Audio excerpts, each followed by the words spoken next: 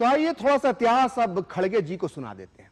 तो आपने सुना कि कांग्रेस अध्यक्ष खड़गे जी ने राज्यसभा में यह साफ साफ कहा कि डॉक्टर श्यामा प्रसाद मुखर्जी ने बंगाल में मुस्लिम लीग के साथ सरकार बनाई थी।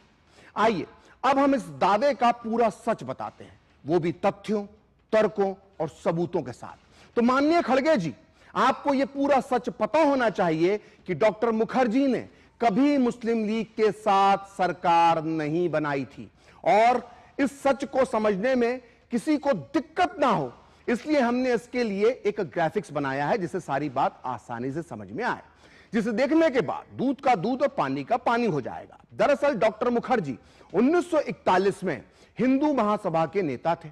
इसी साल डॉक्टर मुखर्जी ने बंगाल प्रांत में कृषक प्रजा पार्टी के साथ गठबंधन की सरकार बनाई। कृषक प्रजा पार्टी किसानों और मजदूरों की पार्टी थी और उनके हितों की वो बात करती थी। कृषक प्रजा पार्टी के नेता ए.के. फजलुल हक थे, जिन्हें शेरे बंगाल कहा जाता था। दरअसल 1941 में कृषक प्रजा पार्टी और मुस्लिम लीग का गठबंधन टूट गया था और उस दौर में जिन्ना और फजलुल हक के बीच राजनीतिक दुश्मनी अपने उफान पर थी। और ऐसे राजनीतिक माहौल में 12 दिसंबर 1941 को हिंदू महासभा के समर्थन से कृषक प्रजा पार्टी के फजलुल हक बंगाल के मुख्यमंत्री बने। समझने वाली बात यह है कि एक तरह से कहा जा सकता है कि डॉक्टर मुखर्जी की सूझबूझ से जिन्ना की मुस्लिम लीग सत्ता से बाहर हो गई और बंगाल के हिंदुओं को इससे राहत मिली। फजलुल हक के मंत्रिमंडल में डॉक्टर श्यामा प्रसाद मुखर्जी वित्त मंत्री बनाए गए। इतना ही नहीं, अब आगे पूरा सच और सुनिए।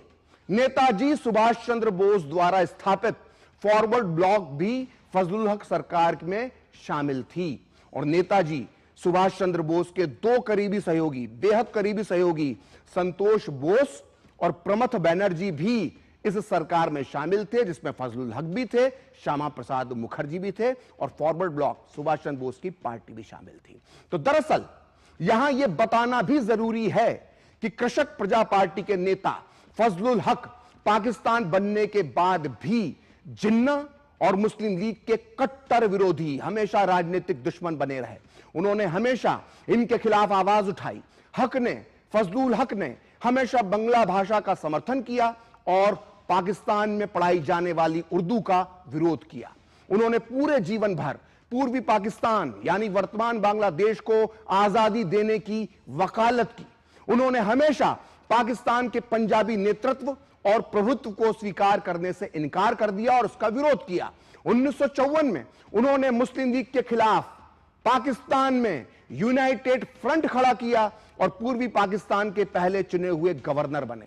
फजलुल हक के दिखाए रास्ते पर ही चलकर बंगबंधु शेख मुजीबुर रहमान ने पाकिस्तान से बगावत की और बांग्लादेश एक नया मुल्क बन पाया। फजलुल हक आज भी बांग्लादेश के नायक हैं और शेरे बंगाल उन्हें कहा जाता है। सोचिए, कांग्रेस के अध्यक्ष खड़गे जी ने फजलुल हक को मुस्लिम लीग का नेता बना दिया और श्यामा प्रसाद मुखर्जी का नाम भी मुस्लिम लीग से जोड़ दिया। दरअसल खड़गे जी, आपने जो जानकारी आज राज्यसभा में दी है ना, उसे आम बोलचाल की भाषा में आजकल व्हाट्सएप यूनिवर्सिटी द्वारा प्रदान की गई जानकारी कहा जाता है। दरअसल व्हाट्सएप यूनिवर्सिटी में बीजेपी के विरोधी अक्सर डॉक्टर श्यामा प्रसाद मुखर्जी के बारे में यही झूठ बार बार परोसते हैं। लेकिन यह दुर्भाग्य की बात है कि इस तरह की गलत जानकारियां अब संसद के उच्च सदन में भी, वो भी इतने वरिष्ठ नेता द्वारा दी जा रही है।